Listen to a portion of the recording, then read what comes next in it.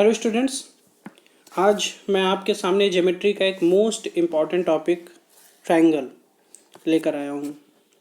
Triangle mathematics का एक ऐसा टॉपिक है जो हर कॉम्पिटिटिव एग्ज़ाम में पूछा जाता है, जिसमें मैथ पूछी जाती है। और इस टॉपिक से हर कॉम्पिटिटिव एग्ज़ाम में 1 से 2 क्वेश्चन हमेशा बनते हैं, चाहे वो एसएससी का पेपर हो, रेलवे का पेपर हो या फिर पॉलिटेक्निक का पेपर ही क्यों ना हो। और ट्रायंगल आप जानते हो कि मैथमेटिक्स का सबसे बड़ा टॉपिक है, ठीक है। मतलब इसी से बड़े बड़े भी टॉपिक हैं, मतलब ये भी एक अच्छा वेटेज रखता है ट्रायंगल भी। तो ट्रायंगल को हम कई पार्ट्स में पढ़ेंगे। अभी पार्ट 1 में हम आपको बेसिक समझाएंगे कि ट्रायंगल क्या होता है, टाइप्स ऑफ ट्रायंगल क्या होते हैं, उससे फिर रिलेटेड क्वेश्चन थ्योरी, देन उसी से रिलेटेड तुरंत क्वेश्चन। तो इसीलिए वीडियो थोड़ी बहुत ज़्यादा लंबी हो जाती है और आपके लिए भी देखना थोड़ा मुश्किल हो जाता है। तो हम वीडियो को छोटा रखना चाहते हैं और ज़्यादा से ज़्यादा कंटेंट आपको देना चाहते हैं कि आप अपनी पढ़ाई को सेल्फ ज़्यादा कर सकें। आपको जो ज़रूरत पड़े 20 मिनट, 25 मिनट, 30 मिनट की जो वीडियो आप देखें तो उससे आप दिन भर का वर्क ले सकें। तो इस तरीके से हमारे यूट्यूब चैनल पर यही सारी चीज़ें और इसी एग्ज़ाम को ही ध्यान में रखते हुए सारी चीज़ें आपको दी जाएंगी। अगर आप हमारे चैनल पर पहली बार आए हैं ट्रैकर 1 में, तो ट्रैकर 1 को सब्सक्राइब जरूर कर लें, बेल आइकन को भी दबा दें, जिससे आपके अपकमिंग जितने भी वीडियोस आपके हमारे चैनल पर पड़े उसके नोटिफिकेशन आपको मिले। अगर वीडियो लास्ट तक ज़रूर देखिएगा और लास्ट तक देखने के बाद अगर आपको लगता है कि वीडियो आपके प्रिपरेशन में कुछ मदद की है तो चैनल को लाइक ज़रूर कीजिएगा। चैनल को आप सब्सक्राइब करेंगे ही करेंगे और शेयर भी अपने फ्रेंड्स के साथ कीजिएगा। तो चलिए हम देखते हैं ट्रायंगल क्या होता है। ट्रायंगल किसे कहते हैं आप जानते हो कि 3 रेखाखंडों से घिरी आकृति को हम क्या कहते हैं? त्रिभुज कहते हैं। 3 रेखाखंड से घिरी हुई समतलीय बंद आकृति को हम त्रिभुज कहते हैं, जैसे कि आप देख रहे हो, ठीक है। तो ये 3 रेखाखंड से एक बंद आकृति हुई, उसको हम त्रिभुज बोल दिए। जैसे कि आप देख रहे हैं कि इसकी भुजाएं क्या हैं, ए बी, बी सी और सी ए। ये 3 भुजाएं हैं। इन्हीं तीनों भुजाओं से निर्मित क्या हुआ, एक आकृति बनी, जिस आकृति को हमने ट्रायंगल बोला। और आप देख रहे होंगे कि इस पर कुछ कोण भी बन रहा है, कुछ कोण बन रहा है। तो एंगल ए,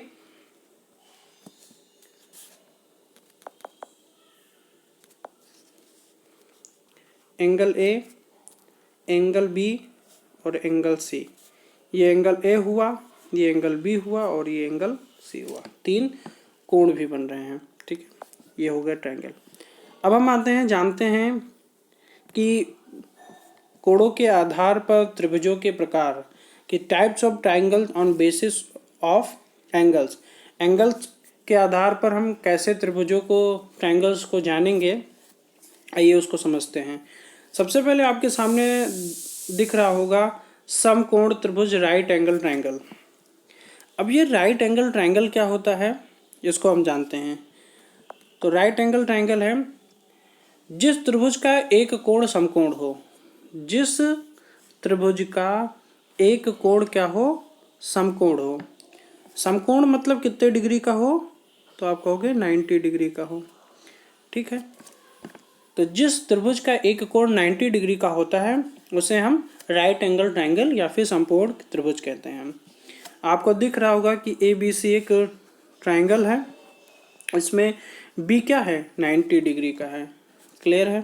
चलिए, तो आप अभी बेसिक समझिए, अभी हम क्वेश्चन कराएंगे तब आपको और अच्छे से समझ में आएगा कि हम यूज़ कैसे करते हैं सब। फिर है अगला आपके सामने न्यून कोण त्रिभुज, एक्यूट एंगल ट्रायंगल। न्यून कोण, अब आपको यहाँ से वर्ड से ही पता चल रहा होगा कि यहाँ एक्यूट लिखा हुआ है। एक्यूट का मतलब या फिर आप न्यून का मतलब क्या है, 90 से क्या हो, 90 से क्या हो, कम हो।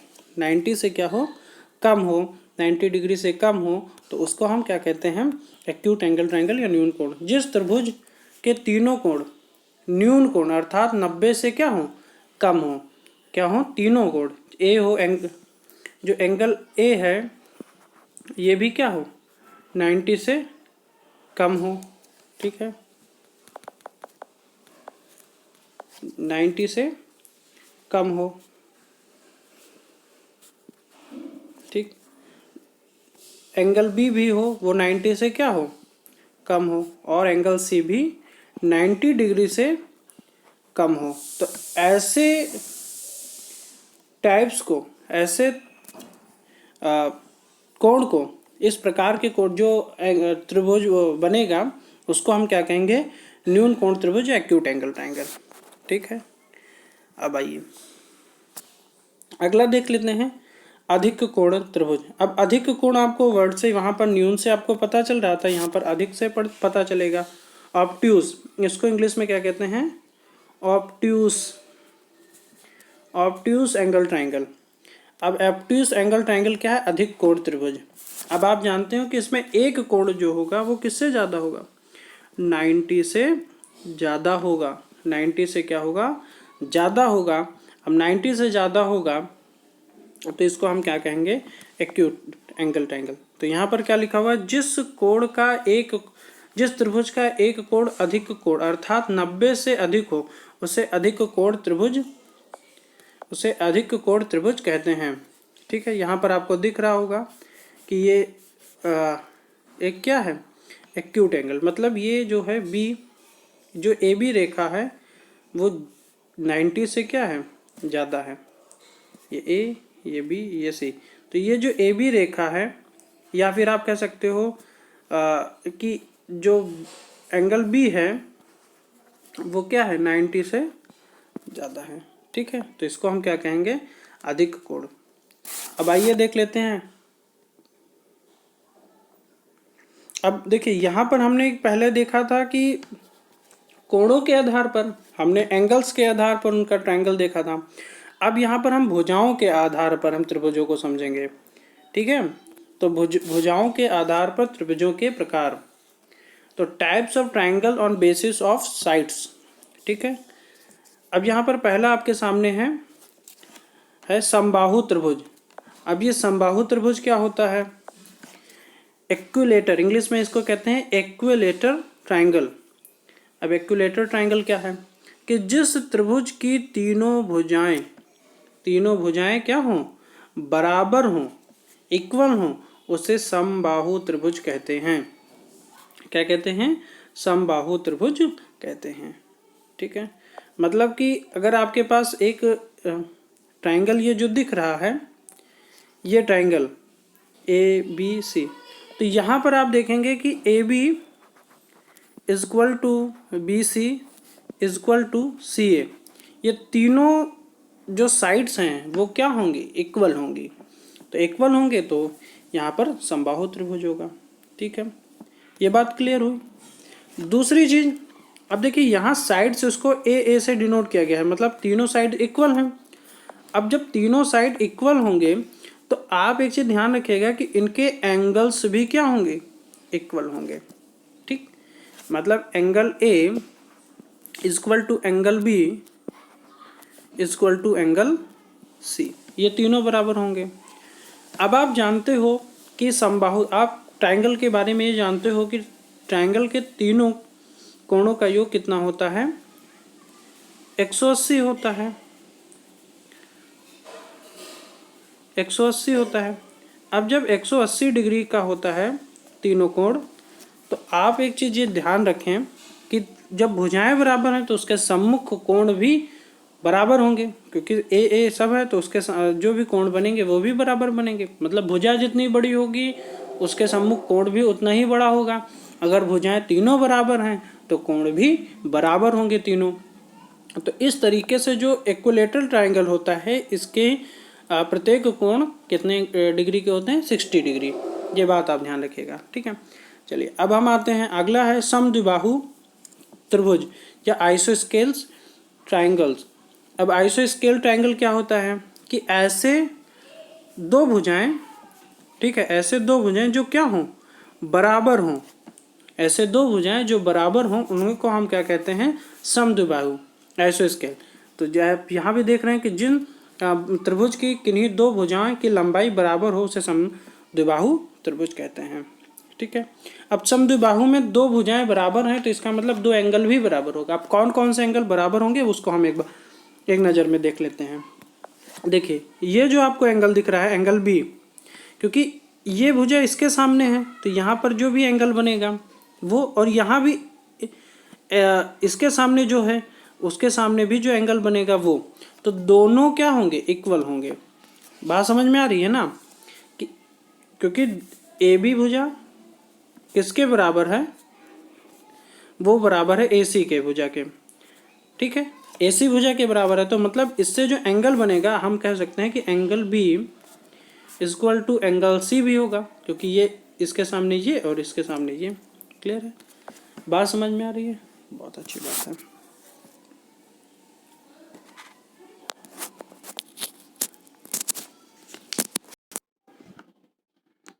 ठीक है, चलिए आगे बढ़ते हैं, आगे देखते हैं। आगे है विषम बाहु त्रिभुज। ठीक है, इसके लेन विषम बाहु त्रिभुज मतलब ऐसा त्रिभुज जिनके तीनों भुजाएं क्या हों, बराबर ना हों, असमान प्रकार के हों। ठीक है, तो उन्हें हम क्या कहेंगे, असमान लंबाई के उन्हें विषम बाहु त्रिभुज। मतलब A is not equal to B is not equal to C. तो इस कंडीशन में हम क्या बोलेंगे, वो किस प्रकार का ट्रायंगल है, तो हम बोलेंगे विषम बाहु त्रिभुज है। क्लियर है, चलिए आगे बढ़ते हैं। अब हम देखिए इतने चीज़ों को हमने देखा, हमने क्या देखा कि पहले कोणों के आधार पर ट्रायंगल्स को देखा। ठीक है, कोणों के आधार पर ट्रायंगल को देखा, फिर उसके बाद हमने देखा उसमें हमने तीन पढ़ा, समकोण, न्यून कोण, अधिक कोण। फिर भुजाओं के आधार पर हमने त्रिभुज को देखा, उसमें हमने पढ़ा समबाहु त्रिभुज, समद्विबाहु त्रिभुज और विषम बाहु त्रिभुज। अब हम उससे रिलेटेड कुछ क्वेश्चन सॉल्व करेंगे। तो क्वेश्चन सॉल्व करेंगे, अब यहाँ से आप ध्यान से देखें। अब आपके सामने है कि त्रिभुज का एक कोण दूसरे से 15 डिग्री अधिक है, दूसरा तीसरे से 15 डिग्री अधिक है, तो सभी कोणों की माप बताइए। अब आपको ये क्वेश्चन करना है, तो ये क्वेश्चन आप कैसे करेंगे, अब आप इसको बताएं कैसे करेंगे। हम मान लेंगे, देखिए यहाँ पर बोला गया है जिससे जो रिलेटेड इन्फॉर्मेशन है आप उस पर ध्यान दीजिए। यहाँ बोला गया कि जो दूसरा है वो तीसरे से 15 है और जो पहला है वो दूसरे से 15 अधिक है। तो हम मान लेते हैं, लेट्स सी, कि जो तीसरा एंगल है, ठीक है, तीसरा एंगल है उसको हम मान लेते हैं, यहाँ लेट उसको मान लेते हैं कितना है, वो हम मान लेते हैं वो x का है। ठीक है, तो दूसरा क्या हो जाएगा, आप कहोगे यहाँ से दूसरा हो जाएगा x प्लस 15, क्योंकि वो तीसरे से क्या है 15 अधिक है, ये देखिए। अब उसके बाद में अगर हम पहला पूछें तो पहला कितना हो जाएगा, देखिए दूसरे से पहला 15 अधिक है, जो पहला है वो दूसरे से 15 अधिक है, तो दूसरा कितना x प्लस 15 है, तो ये कितना हो जाएगा x प्लस 30। ये बात क्लियर हुई। तो अब आपके पास तीनों एंगल मिल गए, x प्लस 15 और x प्लस 30। ठीक है, अब आपको कैसे सॉल्व करना है, ध्यान से देखिए। देखिए अब हम इसको लिख सकते हैं, हम इसको लिख सकते हैं कि x plus 15 plus x plus 30, ये किसके बराबर होगा, ये बराबर होगा 180 डिग्री। क्योंकि आप जानते हो कि ट्रायंगल के तीनों एंगल्स का जो सम होता है वो 180 होता है। अब आप इसको सॉल्व कर सकते हो, इसको ऐड करोगे कितना हो जाएगा 45 हो जाएगा। ठीक है, और यहाँ वो x, यहाँ x, यहाँ x, ये कितना हो जाएगा 3x हो जाएगा। तो आप इसको क्या लिख सकते हो, इसको लिख सकते हो कि 3x इज इक्वल टू,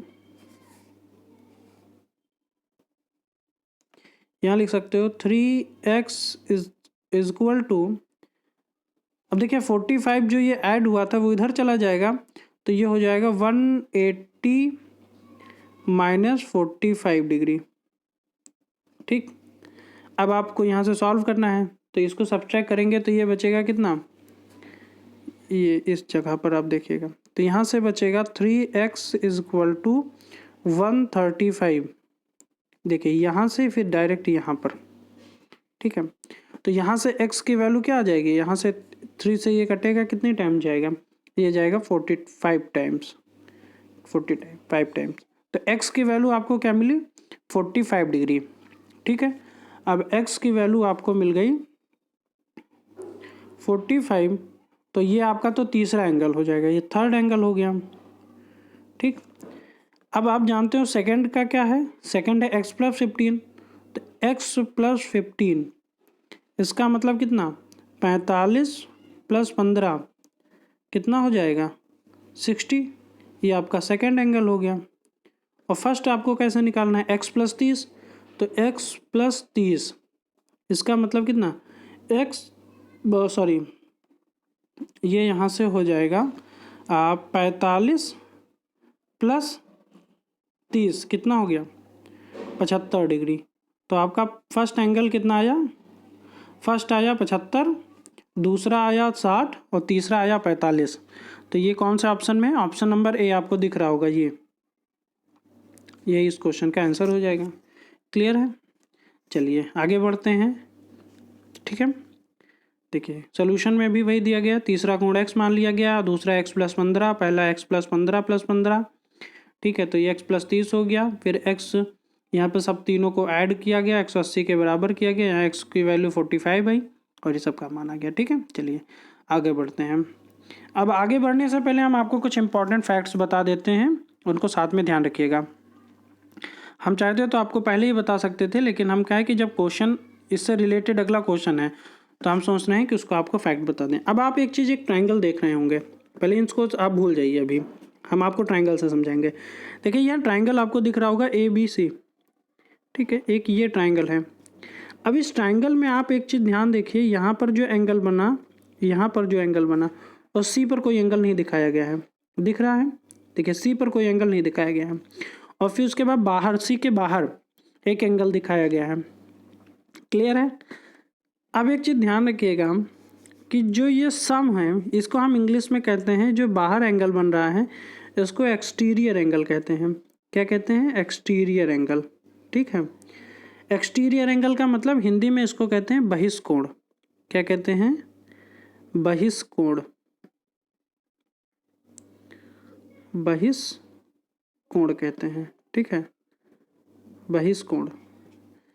अब बहिष्कोण क्या होता है कि इंटीरियर एंगल का अपोजिट इंटीरियर एंगल, आप ऐसे बोलिए, अपोजिट इंटीरियर एंगल्स का जो सम होता है वो एक्सटीरियर एंगल के बराबर होता है। अपोजिट का मतलब, जैसे कि ये C वाला कंसीडर ना करके हम कौन कौन सा कंसीडर करेंगे, A और B, इनका जो सम होगा वो इसके बाहर वाले कोण के बराबर होगा। मतलब हम कह सकते हैं, मान लीजिए ये एंगल O बन रहा है। ठीक है, एंगल O बन रहा है, तो हम क्या लिखेंगे कि angle A plus angle B is equal to angle O। ये होता है एक्सटीरियर एंगल का कॉन्सेप्ट, अपोजिट इंटीरियर एंगल। ठीक है, चलिए तो हम आइए जान लेते हैं। पहली चीज़ तो आप ये जानते हैं कि 180 डिग्री होता है त्रिभुज के तीनों कोणों का। अब दूसरा पॉइंट देखिए, किसी त्रिभुज की एक भुजा बढ़ाने पर बना बहिष्कोण। देखिए हमने C को क्या किया, बाहर तक बढ़ाया, तो बना बहिष्कोण सदैव प्रत्येक सुदूर, एक वर्ड आपको मिलेगा सुदूर, प्रत्येक सुदूर अंतःकोण से बड़ा होता है। ठीक है, से क्या होता है, बड़ा होता है।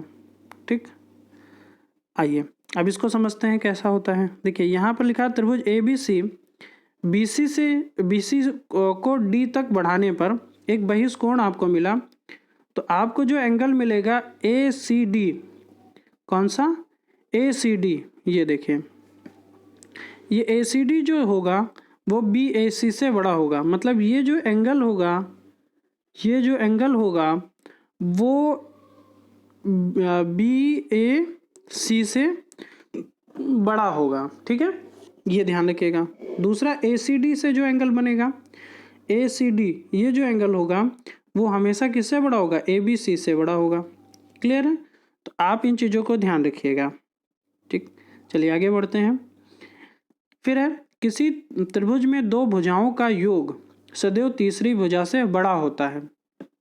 ये आप जानते ही हैं। अभी हमने आपको ट्रायंगल बताया कि ट्रायंगल तीन बंद आकृति से बनता है। तीन भुजाएं अगर हम आप लें और उसको बंद आकृति में बना दें तो उसको हम त्रिभुज कह देते हैं।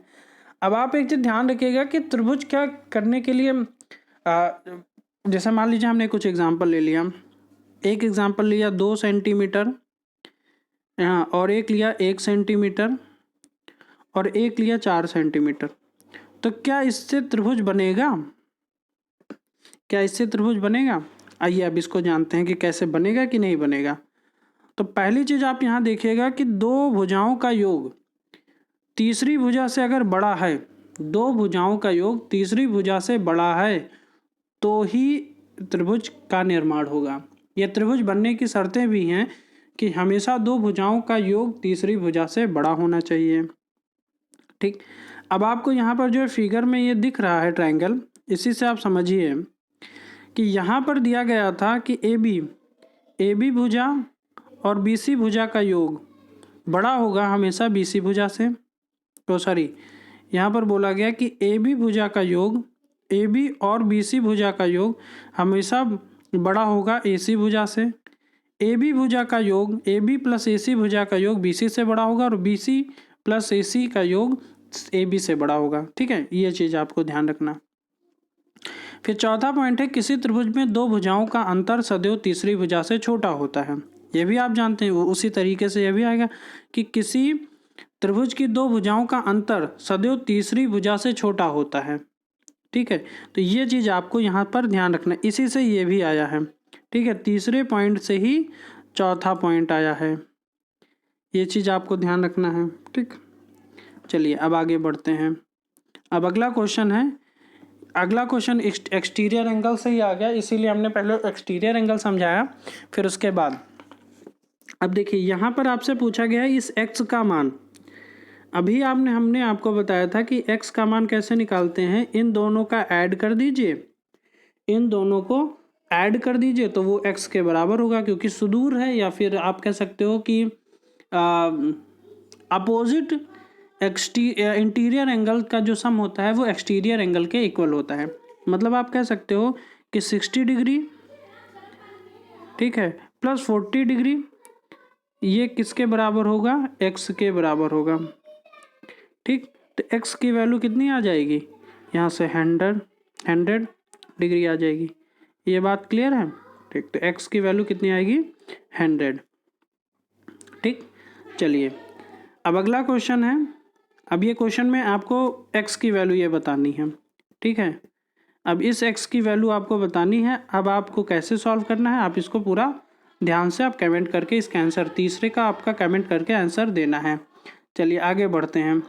अगला क्वेश्चन है कि एक समबाहु त्रिभुज ABC में यदि AD BC हो, AD परपेंडिकुलर BC हो तो 3AB स्क्वायर का मान किसके बराबर है? और ये पॉलीटेक्निक 2014 का क्वेश्चन है। मतलब एक समबाहु त्रिभुज का मतलब क्या होता है कि तीनों भुजाएं क्या हों, इक्वल हों। अब जब तीनों भुजाएं इक्वल हैं और फिर बोला गया, जैसे मान लीजिए ये A है, ये B है और ये C है। ठीक है, अब AD है BC पर परपेंडिकुलर, तो मतलब एक AD यहाँ पर होगा जो BC को क्या कर रहा है, पर परपेंडिकुलर है, मतलब ये, या फिर आप कह सकते हो BC को बाइसेक्ट कर रहा है, दो भुजाओं में बांट रहा है। ठीक है, तो ये D पॉइंट हो गया। ठीक, अब आपसे पूछा गया है कि 3AB स्क्वायर का मान किसके बराबर होगा। ठीक है, अब ये 90 डिग्री का है। अब आप इसको देखते हैं कि ये 90 डिग्री का हो गया, एक ये भुजा, एक ये हो गया, एक ये हो गया। तो समकोण त्रिभुज के आधार पर अगर हम पाइथागोरस प्रमेय पढ़ें तो पाइथागोरस, क्योंकि हम अब यहाँ पर ये कौन सा कोण बन गया, समकोण त्रिभुज बन गया है, राइट एंगल ट्रायंगल बन गया है। अब हम क्या करेंगे, अगर हम यहाँ पर हम क्या कर दें इसका, हम अब आप जानते हो कि AB बराबर, क्योंकि समबाहु त्रिभुज है तो AB बराबर BC बराबर किसके होगा, CA के होगा। ये आप जानते हो, ठीक है। अगर हम BC की लेंथ पूछें, किसकी, BC की लेंथ पूछें, तो BC की लेंथ क्या हो जाती, आप कहोगे BD/2 होगी, ठीक है। BD/2 होगी, क्योंकि आप जानते हो एक स्केलेन बना, इस पर D पॉइंट आया, ये ABC था, ये D पॉइंट आया, तो ये क्या कर रहा है, इसको दो भागों में बांट रहा है, मतलब ये भुजा और ये भुजा क्या होगी, बराबर होगी। तो BC की वैल्यू क्या हो जाएगी, BD/2 हो जाएगी, ठीक है। या फिर आप ऐसे भी कह सकते हो कि जो BC की भुजा होगी, जो BC की भुजा होगी वो BD प्लस DC के बराबर होगी, ये भी क्लियर है। या फिर आप कह सकते हो कि BC जो भुजा है ये 2DC के बराबर होगी, एक ही चीज़ है, वही चीज़ को बार बार हम बता रहे हैं, कुछ भी कह सकते हो, ऐसा मेरा कहने का मतलब है, ठीक है।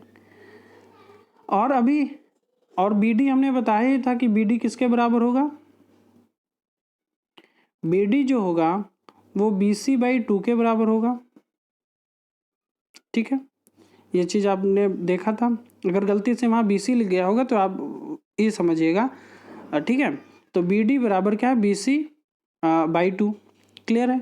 तो अगर हम आपको ये भी तो कह सकते हैं कि ये AB/2 भी तो हो सकता है, क्यों AB/2 होगा, क्योंकि AB बराबर BC बराबर CD था, CA था, तो जब तीनों बराबर थे, AB बराबर BC बराबर CA, तो हम इसको BC को हम AB भी तो लिख सकते हैं, बात यहाँ से क्लियर है। चलिए अब हम आगे बढ़ते हैं। अब यहाँ पर अगर हम पाइथागोरस, अब हम फाइनल सोल्यूशन की ओर देखते हैं कि हमने क्या हम समझाने की कोशिश कर रहे हैं।